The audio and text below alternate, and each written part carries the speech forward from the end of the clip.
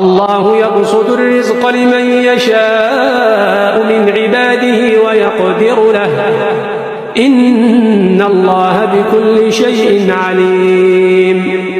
ولئن سألتهم من نزل من السماء ماء فأحيا به